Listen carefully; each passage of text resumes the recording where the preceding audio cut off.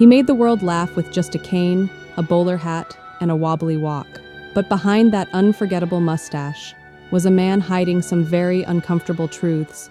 This is not the story of Charlie Chaplin, the legend. This is the story of Charlie Chaplin, the man behind the mask. A story of love, scandal, betrayal, and exile. Born into poverty in London in 1889, Charlie Chaplin rose from the dark alleys of Victorian England to become the most beloved comic actor of the silent film era.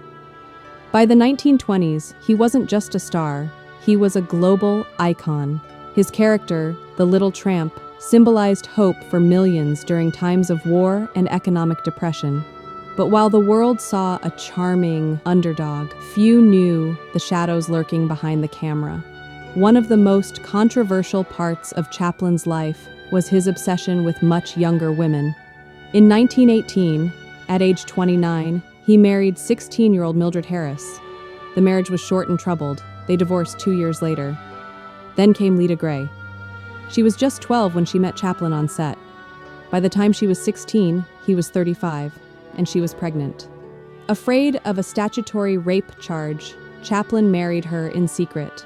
That marriage, too, ended in a bitter public divorce, with accusations of abuse, infidelity, and shocking details that gripped the nation.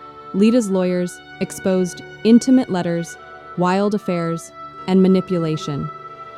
For Chaplin, the genius filmmaker, this was the first major crack in his public image. But the scandals didn't stop there. In the 1940s, Chaplin became increasingly political. His films, like The Great Dictator, mocked fascists. And he dared to speak out against war and injustice. But in the paranoid world of Cold War America, that made him a target. They called him a communist sympathizer. In truth, he wasn't even an American citizen. In 1952, Chaplin sailed to London for the premiere of his film Limelight. While he was away, the U.S. government made its move. That was it. After nearly 40 years of making America laugh, Chaplin was banned. His home was in Beverly Hills. His children were in the U.S., but he would never live there again. Settling in a quiet Swiss village, Chaplin lived in exile for the next 20 years. Still writing, still creating, but forever changed.